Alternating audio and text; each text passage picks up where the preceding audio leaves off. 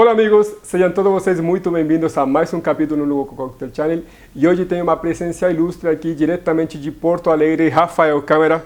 Tudo bom, Prazer, Rafa? Puma. Belezinha? Obrigado pelo convite. Nada, imagina. A gente há muito tempo, várias pessoas estão pedindo para falar sobre cachaça. E a oportunidade vai ser essa aqui, com você representando a marca Weber House. Para quem não conhece, Weber House, vou deixar aqui embaixo o link da empresa para vocês darem uma olhada no portfólio que eles têm.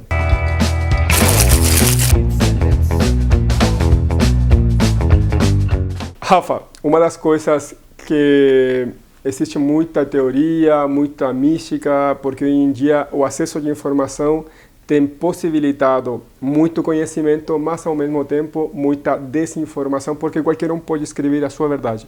Eu gostaria de saber de você o que é cachaça. Bom, cachaça, qualquer bebida feita à base de cana, né, ou aguardente de cana, podendo ser armazenada até 1 ano e 1 dia, para ser chamada de armazenada, em barris de até 700 litros, perfeito, certo? 50% pelo menos de cana para esse produto. Para ser premium, precisa ser 100% cana. Daí entra a extra premium a partir de 3 anos, também barricas de até 700 litros. Toda cachaça ou aguardente que fica em alguma barrica, em alguma madeira, sendo nobre ou não, acima de 600 litros já não pode ser considerada envelhecida, é um produto armazenado. Então, se for um barril de 5 mil litros, ficar 15 anos, não é um produto envelhecido, ele está lá armazenado. Legal. Uma pergunta, para muitas pessoas que começam a entender sobre cachaça ou sobre destilado brasileiro, entende que se armazena ou se envelhece. Que tipo de madeiras são as que interferem, as que deveriam ser as principais, ou ao mesmo tempo, só nesse tipo de categoria de madeira pode posteriormente, uma vez envelhecida, se chamar cachaça? Bom, todo barril que entra cana e fica durante esse período de 1 ano e 1 dia, ou 3 anos e 1 dia, para ser a extra premium, já pode ser considerado cachaça, independentemente da madeira. Perfeito. O Brasil hoje tem mais de 30 madeiras que poderiam ser utilizadas, algumas já não mais utilizadas, por questões de desmatamento, entre outros. Sim, com certeza houve antigamente se armazenava muita madeira que hoje em dia né? Por lei já não pode mais, né? Então, a partir disso, tu tem uma grande demanda e uma grande gama de produtos que podem ser utilizados para a produção de cachaça e envelhecimento da mesma. Pensando que fora do país, a gente tem também, dentro e fora do país, a gente tem um consumo muito grande dos carvalhos, sendo o americano e o francês. A versatilidade disso é ter essas inúmeras opções de madeiras, cada uma traz uma personalidade e um sabor específico para a cachaça, que é a base branca. A partir da base branca, é a madeira que vai fazer com que tenha corpo, acidez, sabor, aroma, e isso vai interferir bastante, vai dar a personalidade do produto. Continuando nesse bate-papo sobre especificação da cachaça, eu vejo que em outros destilados escuros, como rum, whisky, conhaque e assim por diante, diversos destilados escuros, eles trabalham com correção da coloração. Dentro da cachaça, é possível fazer essa correção? É permitido? Como funciona essa parte aí? É permitido a correção, sim, à base do caramelo, e para criar o mesmo padrão de produto e a coloração também. Perfeito, mas grande parte da coloração de um destilado é via madeira. Posteriormente, via madeira, sim. Claro, às vezes alguma outra madeira, algum outro tanino tem mais força de entrega de coloração e características sensoriais de sabor, mas também a correção então existe e é permitida. Numa certa medida, né? Nós estamos falando aqui de botar corante por botar corante. Um exemplo, então, as 7 madeiras da Weber trabalha com 2 madeiras, as gringas, as tradicionais carvalhos, o americano e o francês, e 5 madeiras brasileiras. Legal. Então entra a canela sassafrás, tá aqui. Carvalho amburana, francês, carvalho americano, bálsamo, cabreúva, amburana, grápia. Nossa, tem umas madeiras aqui que eu nunca nem vi. Então, assim, canela e sassafrás. Para criar o mesmo padrão do produto, obviamente são cortes de produto, não é partes iguais, não são 7 partes da mesma madeira. Para criar o equilíbrio e o sabor que a empresa decidiu que deveria ter, vai X% de canela sassafrás, X% de amburana e cria o sabor específico. Para o corte de coloração também, para manter padrão, até porque são madeiras de diferentes colorações nas entregas. A canela sassafrás, ela acrescenta um rubi muito grande dentro da composição. Entendi. E por isso também um pouco menos, e também pode existir o corte. Não necessariamente obrigatório, vai depender do método de produção, mas para quem entrega em grande demanda, daí sim, para criar padrão. Legal. Dentro da cachaça, mais uma vez, assim como outros destilados, como rum, também é muito comum a presença de blends. Eu estou vendo aqui que na frente a gente tem dois dos produtos da Bever House. E, Rafa, explica um pouquinho para nós como funciona o blend de uma cachaça. Blend, para quem não sabe, mistura. Tá? Começando pela Premium, então, ela pode ser considerada essa Premium pelos 3 anos de envelhecimento. Isso faz com que a gente tenha um produto já que passa pelas regrinhas que a gente conversou antes. Sim. Aqui dentro na composição tem 2 anos de carvalho francês e 1 ano de bálsamo.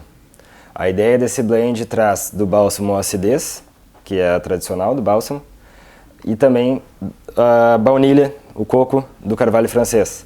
Esse blend é justamente para criar a sensação ácida da baunilha, fazendo com que seja uma cachaça com uma personalidade muito única. São poucas que fazem esse estilo de blend. E entrando na ideia dos blends, aqui dentro da composição das 7 madeiras, são 7 madeiras dentro da composição e trazendo um blend de 7 madeiras diferentes, o que é algo bem único também. E cria um perfil de sabor bem diferenciado enquanto a outras marcas do mercado ou ao mesmo tempo dentro do próprio portfólio da marca. Né? Exato. Então, tu tens as 7 madeiras, que é uma das mais consumidas e apreciadas, e também uma boa cachaça de entrada. No final, no retrogosto final, a amburana é persistente, traz o dulçor, tira a acidez. Enquanto você bebe, tem a acidez do bálsamo, da grápia, da cabriúva, amendoada ao mesmo tempo também. A canela safrás adiciona picância, então é uma bebida que ela tem acidez, picância e dulçor. Isso pelo blend de trabalhar com diversas madeiras ao mesmo tempo, coisa que você não teria se bebesse separadamente ou simplesmente misturasse, pois com certeza uma ia predominar mais que a outra se fossem cortes iguais, por isso a necessidade de cortes diferentes. Legal. E um blend faz com que tu tenha a opção de inúmeras sensações diferentes, até mesmo criações de coquetéis com perfis, com dosagens diferentes, trazendo sabores diferentes mesmo com os mesmos ingredientes. Show. E se você está na sua casa, com certeza o que primeiro veio na sua cabeça foi cachaça, caipirinha. Rafa, para onde está o direcionamento hoje em dia do atual movimento do mercado de coquetelaria e principalmente coquetelaria com cachaça, para onde a gente está direcionando o perfil de sabor para criar um coquetel que, primeiro, destaque a cachaça, mas ao mesmo tempo que seja um coquetel de padrão, como eu vou falar? É um padrão um pouco mais elevado, não é necessariamente uma caipirinha, sem desmerecer a própria caipirinha, mas hoje em dia a gente está vendo um outro patamar da coquetelaria, onde o destilado é o principal e a gente tenta criar, né, ou incorporar ingredientes que apenas ressalte o destilado. Para onde vai esse caminho, você acha? Pensando então nas madeiras todas, nos envelhecimentos ou não, trabalhando a branca, iniciando pela caipirinha, por exemplo, no nosso coquetel clássico, coquetel brasileiro, o número 1, digamos. Hoje você tem uma visão diferente do processo de produção da caipirinha, sim, respeitando toda a maneira de produção, respeitando a maneira como deve ser consumida também.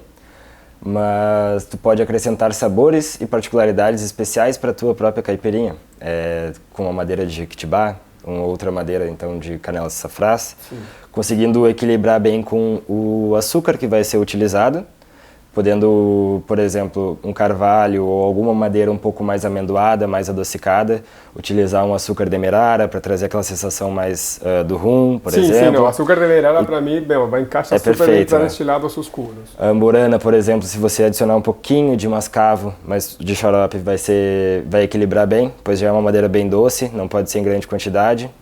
Então, isso dá uma versatilidade maior para o produto, além da branca. Legal. E trabalhar também a quantidade de açúcar, né? Eu sei, aqui no perfil brasileiro, a gente precisa incorporar um pouquinho mais de açúcar do que talvez a gente faria fora do país, sim, mas faz parte do próprio consumo. Sim. Acredito que o direcionamento que as marcas, tanto como Bever House ou outras marcas de cachaça destilado, é direcionar os profissionais de bar a trabalharem bem o açúcar, sabe? Por exemplo, se eu estou utilizando já um sumo extraído na hora e mais mel e mais um xarope, é muita incorporação de açúcar que acaba mascarando o sabor próprio da cachaça, que ao contrário, no meu perfil Na minha visão de coquetelaria, a gente sempre tem que ter o destilado como base, como Isso, esse é o 60% objetivo, né? do sabor, né, 61% do sabor deveria ser destilado. Como um todo. Pensando nas tendências também, hoje o highball é uma das vendas maiores dos bares, isso não só pensando nos gin tônicas, mas no whisky tônica, enfim.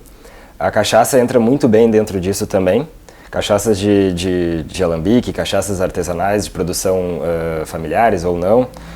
Quando você adiciona uma bebida gaseificada e bem frisante, a madeira ela sobressai muito bem, e em que a acidez geralmente está na composição do gaseificado, se ele for para um perfil mais amargo, e você sente bem o sabor da madeira, consegue ter uma sensação legal de consumo. Legal. A própria cachaça, se você adiciona um pouquinho de água para sentir o sabor dela em si... Bem similar ao processo de degustar whisky. Exato, bem similar. Um pouco de água abre, ajuda a incorporar, baixa um pouco o teor alcoólico e a percepção fica um pouco mais agradável e não tão agressiva, muitas vezes. O que é importante pensar é que cachaça não é algo ácido, asséptico, que a gente tem aquela sensação, aquela lembrança sensorial de tempos atrás de um produto que é até hoje marginalizado. A ideia é pensar que hoje tem produtos de extrema qualidade, com álcools perfeitos, que não se encontram em muitos lugares. Sim, claro. E consegue ter uma produção além de ser o melhor álcool existente, né? É o álcool mais puro, o álcool mais natural, extraído diretamente da terra. Sim. E isso faz com que seja um processo também não tão barato, mas um processo único. E só vai ser produzido aqui. Então a cachaça deve sim ser valorizada e mantida com respeito dentro de todas as leis que a gente pudesse para a coquetelaria.